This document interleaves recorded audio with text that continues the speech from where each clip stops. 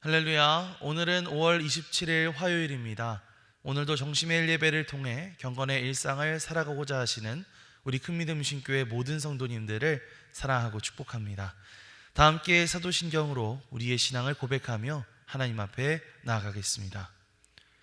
전능하사 천지를 만드신 하나님 아버지를 내가 믿사오며 그 외아들 우리 주 예수 그리스도를 믿사오니 이는 성령으로 잉태하사 동정녀 마리아에게 나시고 본디오 빌라도에게 고난을 받으사 십자가에 못 박혀 죽으시고 장사한 지 사흘 만에 죽은 자 가운데서 다시 살아나시며 하늘에 오르사 전능하신 하나님 우편에 앉아 계시다가 저리로서 산자와 죽은 자를 심판하러 오시리라. 성령을 믿사오며 거룩한 공회와 성도가 서로 교통하는 것과 죄를 사하여 주시는 것과 몸이 다시 사는 것과 영원히 사는 것을 믿사옵나이다. 아멘. 다 함께 찬송가 94장 찬양하시겠습니다.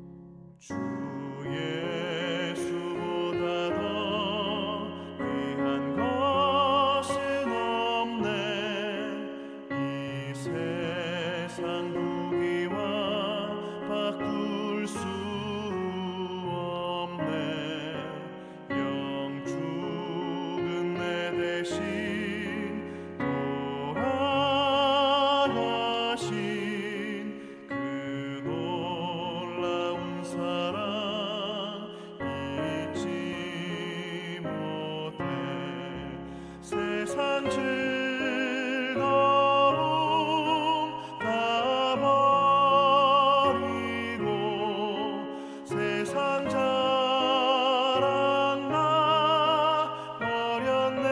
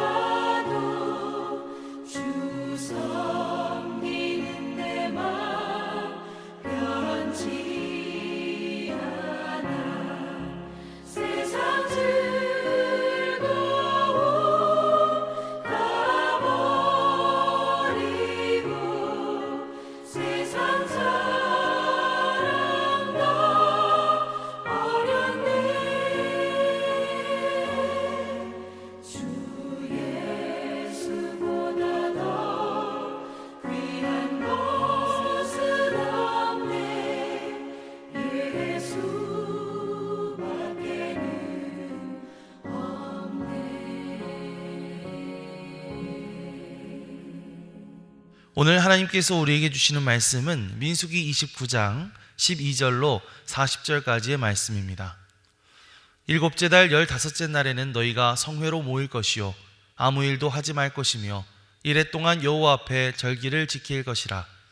너희 번제로 여호와께 향기로운 제사를 드리되 수송아지 13마리와 순양 2마리와 1년 된 순양 14마리를 다 흠없는 것으로 드릴 것이며 그 소재로는 고운 가루에 기름을 섞어서 수송아지 13마리에는 각기 10분의 3이요 순양 2마리에는 각기 10분의 2요 어린 양 14마리에는 각기 10분의 1을 드릴 것이며 상번제와 그 소제와 그 전제 외에 순염소 1마리를 속죄제로 드릴 것이니라. 둘째 날에는 수송아지 12마리와 순양 2마리와 1년 되고 흠없는 순양 14마리를 드릴 것이며 그 소제와 전제는 수송아지와 순양과 어린 양의 수요를 따라서 규례대로 할 것이며 상번제와 그 소제와 그 전제 외에 순염소 1마리를 속죄제로 드릴 것이니라. 셋째 날에는 수송아지 11마리와 순양 2마리와 1년 되고 흠없는 순양 14마리를 드릴 것이며 그 소제와 전제는 수송아지와 순양과 어린 양의 수요를 따라서 규례대로 할 것이며 상번제와 그 소제와 그 전제 외에 순염소 1마리를 속죄제로 드릴 것이니라. 넷째 날에는 수송아지 10마리와 순양 2마리와 1년 되고 흠없는 순양 14마리를 드릴 것이며 그 소제와 전제는 수송아지와 순양과 어린 양의 수요를 따라 규례대로 할 것이며 상번제와 그 소제와 그 전제 외에 순염소 1마리를 속죄제로 드릴 것이니라. 다섯째 날에는 수송아지 9마리와 순양 2마리와 1년 되고 흠없는 순양 14마리를 드릴 것이며 그 소제와 전제는 수송아지와 순양과 어린 양의 수요를 따라서 규례대로 할 것이며 상번제와 그 소제와 그 전제 외에 순염소 1마리를 속죄제로 드릴 것이니라. 여섯째 날에는 수송아지 8마리와 순양 2마리와 1년 되고 흠없는 순양 14마리를 드릴 것이며 그 소제와 전제는 수송아지와 순양과 어린 양의 수요를 따라서 규례대로 할 것이며 상번제와 그 소제와 그 전제 외에 순염소 1마리를 속죄제로 드릴 것이니라. 일곱째 날에는 수송아지 7마리와 순양 2마리와 1년 되고 흠없는 순양 14마리를 드릴 것이며 그 소제와 전제는 수송아지와 순양과 어린 양의 수요를 따라 규례대로 할 것이며 상번제와 그 소제와 그 전제 외에 순염소 1마리를 속죄제로 드릴 것이니라. 여덟째 날에는 장엄한 대회로 모일 것이요 아무 일도 하지 말 것이며 번제로 여호와께 향기로운 화제를 드리되 수송아지 1마리와 순양 1마리와 1년 되고 흠없는 순양 7마리를 드릴 것이며 그 소제와 전제는 수송아지와 순양과 어린 양의 수요를 따라 규례대로 할 것이며 상번제와 그 소제와 그 전제 외에 순염소 1마리를 속죄제로 드릴 것이니라. 너희가 이 절기를 당하거든 여호와께 이같이 드릴지니 이는 너희의 서원제나 낙헌제로 드리는 번제, 소제, 전제, 화목제 외에 드릴 것이니라. 모세가 여호와께서 모세에게 명령하신 모든 일을 이스라엘 자손에게 말하니라. 이는 하나님의 말씀입니다. 아멘. 할렐루야. 오늘도 말씀을 듣는 여러분의 심령 가운데 성령님의 조명하심이 함께하여 주시기를 주님의 이름으로 간절히 축원합니다. 여러분 혹시 그런 생각을 해보신 적이 있으신가요? 오늘이 어제랑 똑같고 또 내일도 왠지 똑같은 하루가 될 것 같다라는 그런 생각이요. 매일 아침에 눈을 뜨면 똑같은 하루, 똑같은 출근길, 똑같이 만나는 사람들, 똑같이 하는 말들, 그렇게 반복되는 하루하루를 살다 보면 때로는 허무함을 느낄 수도 있고 때로는 이게 과연 무슨 의미가 있나 하는 자괴감이 들 때도 있습니다. 그런데 하나님은 그런 반복되는 삶 속에서 우리가 기억해야 될 것은 무엇인지, 또 기뻐해야 할 것은 무엇인지, 또 하나님께 드려야 할 것은 무엇인지를 가르쳐주고 계십니다. 오늘 우리가 읽은 본문 말씀은 이스라엘의 절기 중 하나인 초막절에 관한 말씀인데요, 이 초막절은 단순한 축제의 절기가 아니라 하나님과 동행했던 광야의 시간을 기억하면서 매일 정성껏 제사를 드리는 절기였죠. 오늘 이 초막절 규례를 통해서 하나님께서 우리에게 어떤 은혜를 주고자 하시는지 함께 생각해보는 시간이 되었으면 좋겠습니다. 먼저 우리 12절 말씀을 다시 한번 읽어보겠습니다. 일곱째 달 15째 날에는 너희가 성회로 모일 것이요 아무 일도 하지 말 것이며 이래 동안 여호와 앞에 절기를 지킬 것이라. 매년 일곱째 달 15째 날에 시작되었던 이 절기는 초막절 혹은 장막절 혹은 수장절이라고 불리는 절기였습니다. 레위기 23장 말씀을 보면 이 초막절에 대한 언급이 나와 있는데요, 이날은 특별히 출애굽 이후에 광야 생활을 하면서 장막을 치고 살던 그 시절을 기억하기 위한 절기였습니다. 우리나라도 이런 절기가 있죠. 예를 들면 3.1절이라든지 광복절이라든지 하는 그런 날들이 있는데요, 왜 벌써 몇십 년이나 지난 그런 날이지만 그 날을 기념일로 지정한 것일까요? 그것은 바로 그때의 시절을 기억하고 그때의 교훈을 우리 후손들에게 전해주기 위한 그런 것이었습니다. 마찬가지로요, 하나님께서는 이스라엘 백성들이 광야 생활을 하던 그 시기를 그 후손들이 잊지 않기를 바라셨습니다. 왜 그럴까요? 그 광야의 땅은 이스라엘 백성들에게 있어서 고난의 땅이기도 했지만 동시에 하나님의 은혜를 경험했던 은혜의 땅이기도 했기 때문입니다. 자, 그들이 머물렀던 이 광야는 한자로 넓을 광에 들 야자를 쓰죠. 지금도 가면 온통 모래와 흙으로 된 허허 벌판이고 풀이나 나무가 별로 없는 그런 아주 황량한 지역입니다. 그런데 하나님께서는 정말 아무것도 없는 그곳에서 이스라엘 백성들이 먹을 수 있는 만나를 내려주셨죠. 돌 가운데에서 물이 솟아나게 하셨습니다. 낮에는 구름 기둥, 밤에는 불 기둥으로 그들을 보호해 주시고 인도해 주셨습니다. 그래서 하나님은 해마다 이 초막절을 통해서 이 광야 생활을 기억하라 라고 명령하셨던 거죠. 물론 힘들었지만 하나님의 은혜가 깃들여 있었던 바로 그 시절을 잊지 않고 기억하는 것, 그것이야말로 이스라엘 백성이 하나님의 백성으로서의 그 정체성을 유지할 수 있는 좋은 방법이었기 때문입니다. 우리의 삶에도 돌아보면 각자 인생에서 광야와 같은 시절들이 있습니다. 힘들고 또 지치고 또 답이 보이지 않던 그런 때가 있었습니다.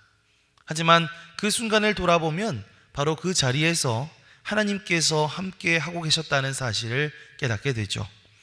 잘 생각해 보면 분명히 그분의 도우심이 있었고요, 또 그분의 인도하심이 있었습니다. 그래서 초막절이라고 하는 절기는 단지 옛 이야기를 회상하는 시간이 아니라 하나님께서 어떤 분이신가, 하나님께서 어떤 분이신가를 다시 한번 되새기고 기억하는 그런 절기였다고 할 수가 있는 것이죠. 과거를 돌아보면서 우리를 향하신 그 하나님의 은혜와 사랑을 다시 한번 기억하고 오늘을 살아가고 있는 내 자신을 붙들 수 있는 힘을 얻게 되는 것이 바로 이 초막절 절기였던 것입니다. 사랑하는 성도 여러분, 여러분들이 겪었던 광야는 어디였습니까? 그때 하나님께서는 어떻게 여러분들을 붙들어 주셨나요? 그 은혜를 결코 잊지 마시기 바랍니다. 과거의 그 은혜를 기억함으로써 우리는 오늘을 살아갈 힘을 얻게 되기 때문이죠. 그 믿음의 기억, 희망의 기억을 붙들고 오늘 하루도 주님과 힘차게 걸어갈 수 있는 저와 여러분들이 되시기를 주님의 이름으로 간절히 축원합니다. 다음으로 이어지는 13절 이하의 말씀들을 쭉 읽어보면 초막절이 진행되는 7일 동안 매일같이 하나님 앞에 번제가 드려졌던 것을 볼 수가 있습니다. 예를 들면 첫째 날에는 수소 13마리, 둘째 날엔 12마리, 그 다음엔 11마리, 이런 식으로 해서 마지막 날엔 7마리까지 점차 줄어드는 구조죠. 그 밖에 여러 가지 제물들을 하나님 앞에 드린 것을 볼 수가 있는데, 이러한 패턴들은 하나님 앞에 점차 가까이 나가고자 하는 헌신의 흐름이자 그 절정에서 안식으로 이어지게 되는 그 영적인 리듬을 보여주고 있는 것입니다. 솔직히 이 제사들에 대해서 읽다 보면은 똑같은 이야기가 계속 반복되는 것 같고 굉장히 복잡해 보이죠. 하지만 하나님께서는 바로 그 반복 속에서 백성들이 다시 한번 하나님을 기억하고 다시 한번 하나님 앞에 서게 되기를 원하셨던 것입니다. 뭔가를 계속해서 반복한다고 하는 것은 어떤 단순히 단조로운 것이 아니라 그것이 훈련되는 것이죠. 신앙생활이라고 하는 것도 마찬가지입니다. 그것은 단순히 일시적인 감정으로 인해서 이루어질 수 있는 것이 아니라 내 삶 속에서 끊임없이 하나의 영적인 리듬을 이루어가는 그런 것을 통해서 이루어지는 것이죠. 말씀을 계속해서 듣고 계속해서 기도하고 또 계속해서 찬양하고 또 정기적으로 예배 드리고, 이러한 반복들이 내 삶의 루틴이고 영적인 리듬이 되어야 한다는 것입니다. 거룩한 습관은 하루아침에 만들어지는 것이 아니라 이렇게 매일의 훈련을 통해서 길러지게 되는 것이죠. 오늘날 현대인들의 삶은 참 매우 빠르게 또 바쁘게 돌아가는 것 같습니다. 하루하루가 정신없이 흘러가죠. 그러나 바쁜 삶을 살아갈수록 우리는 더더욱 이 영적인 리듬을 늘 생각하고 또 회복시켜야 합니다. 아침에 눈을 뜰 때에 하나님 앞에 드리는 짧은 기도, 또 하루의 말씀 묵상, 또 주중에 이루어지는 예배 참여, 또 매주일마다 이루어지는 주일 성수, 이러한 반복들이 결국은 우리의 신앙을 계속해서 성숙하게 만들고 우리의 신앙을 지켜주는 것들이죠. 여러분은 지금 어떤 영적 리듬을 가지고 살아가고 계십니까? 혹시 예배가 끊기고 기도가 끊기고 하나님의 말씀이 들리지 않는다면 지금이 바로 그 리듬을 다시 세울 때인 줄 믿습니다. 그리고 그 리듬을 회복하는 순간 하나님과의 관계가 회복되는 것이고 삶의 평안이 다시 찾아오게 될 줄 믿습니다. 주님 앞에 끊어졌던 그 영적인 리듬을 회복하고 다시 훈련해 나갈 수 있는 저와 여러분들이 되시기를 주님의 이름으로 간절히 축원합니다.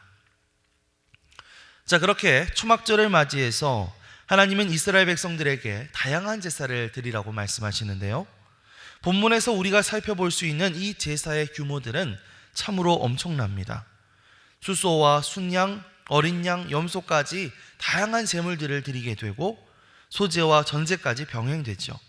그리고 이것은 그들이 드리는 상번제나 낙헌제나 서원제 같은 그런 제사들과는 또 별개로 드려지는 제사가 되는 것입니다. 그러니까 그때 당시에 하나님 앞에 드려지는 이 제사의 총합을 계산하면 정말 상당한 양이 될 것 같아요. 38절과 39절 말씀을 읽어봅시다. 상번제와 그 소제와 그 전제 외에 순염소 한 마리를 속죄제로 드릴 것이니라. 너희가 이 절기를 당하거든 여호와께 이같이 드릴지니 이는 너희의 서원제나 낙헌제로 드리는 번제, 소제, 전제, 화목제 외에 드릴 것이니라. 아멘. 자, 이러한 초막절을 보내면서 이스라엘 백성들은 어떤 생각을 했을까요? 제사 드리는 것도 좋긴 한데 드려야 될 게 너무 많아서 좀 부담스럽다, 힘들다, 이렇게 생각했을까요? 물론 그런 사람들도 있긴 했었겠지만 초막절은 기본적으로 기쁨의 절기였습니다. 자, 신명기 16장 말씀을 보면 이렇게 말씀하고 있죠. 절기를 지킬 때에는 너와 내 자녀와 노비와 내 성중에 거주하는 레위인과 객과 고아와 과부가 함께 즐거워하되 내 하나님 여호와께서 택하신 곳에서 너는 이레 동안 내 하나님 여호와 앞에서 절기를 지키고 내 하나님께서 내 모든 소출과 내 손으로 행한 모든 일에 복을 주실 것이니 너는 온전히 즐거워할지니라. 아멘. 이렇게 말씀하고 계십니다. 이러한 제사들은요, 하나님께서 그만큼 나에게 많은 은혜를 베풀어 주셨음을 기억하고 그것을 감사하는 마음으로 기꺼이 드리는 헌신이었다고 하는 것이죠. 하나님께서는 억지로 드리는 것을 원하지 않으십니다. 하나님께서는 우리가 자원하는 마음으로 제사 드리기를 바라고 계시죠. 신앙생활을 하다 보면 때때로 좀 부담스럽게 느껴질 때가 있습니다. 우리가 하나님 앞에 드려야 할 헌금이, 또 내가 하는 봉사가, 또 내가 드려야 할 예배가, 심지어 내가 해야 할 기도마저도 뭔가 무거운 짐처럼 느껴지고 부담스러울 때가 있습니다. 그러나 하나님께서는 우리에게 그 모든 것들을 기쁜 마음으로 또 감사의 마음으로 드리기를 원하고 계시는 줄 믿습니다. 감사라고 하는 것은 단순한 감정이 아니라 선택이기 때문이죠. 감사가 표현되지 않으면 그것은 금방 잊혀지고 금세 당연한 것이 되어버리고 말 것입니다. 하지만 우리가 하나님께서 우리에게 주신 복에 감사하고 또 기뻐하면서 그것을 표현할 줄 알게 되면요, 하나님께서는 우리에게 더 기꺼이 풍성한 복을 내려주실 줄 믿습니다. 사랑하는 성도 여러분, 지금 여러분들에게는 감사할 것들이 있으십니까? 그렇다면 그것을 아낌없이 표현하시기 바랍니다. 하나님 앞에 기꺼이 드리시기 바랍니다. 그것이 물질이든 시간이든 재능이든 섬김이든 여러분의 마음이든 드리시면 됩니다. 그렇게 주님 앞에 열심히 드리는 자에게 하나님께서는 더 크게 베풀어 주시고 되갚아 주실 줄 믿습니다. 오늘 하루 우리가 하나님 앞에 드리는 이 예배로, 하나님 앞에 우리가 드리는 찬양으로, 하나님 앞에 우리가 하는 이 봉사로 하나님께서 오늘 우리에게 주신 것을 기뻐하고 감사하며 표현할 수 있는 그런 저와 여러분들이 되시기를 주님의 이름으로 간절히 축원합니다. 아멘. 기도하겠습니다. 사랑과 은혜가 풍성하신 하나님, 감사드립니다. 반복되는 일상 속에서도 주님의 은혜가 숨겨져 있음을 다시 한번 깨닫게 하시니 감사합니다. 광야 같은 시절을 지나며 베풀어 주셨던 은혜를 오늘 다시 기억하게 하여 주옵소서. 끊어진 예배의 리듬을 회복하게 하시고 매일의 삶이 하나님께 드리는 예배가 되게 하옵소서. 감사를 말로만이 아니라 기쁨으로 헌신하는 삶으로 표현하게 하여 주옵소서. 오늘도 우리의 삶에 함께하여 주시는 주님을 찬양하며 우리 주 예수 그리스도의 이름으로 기도드리옵나이다. 아멘. 하늘에 계신 우리 아버지여, 이름이 거룩히 여김을 받으시오며 나라가 임하시오며 뜻이 하늘에서 이루어진 것 같이 땅에서도 이루어지이다. 오늘 우리에게 일용할 양식을 주시옵고 우리가 우리에게 죄 지은 자를 사하여 준 것 같이 우리 죄를 사하여 주시옵고 우리를 시험에 들게 하지 마시옵고 다만 악에서 구하시옵소서. 나라와 권세와 영광이 아버지께 영원히 있사옵나이다. 아멘.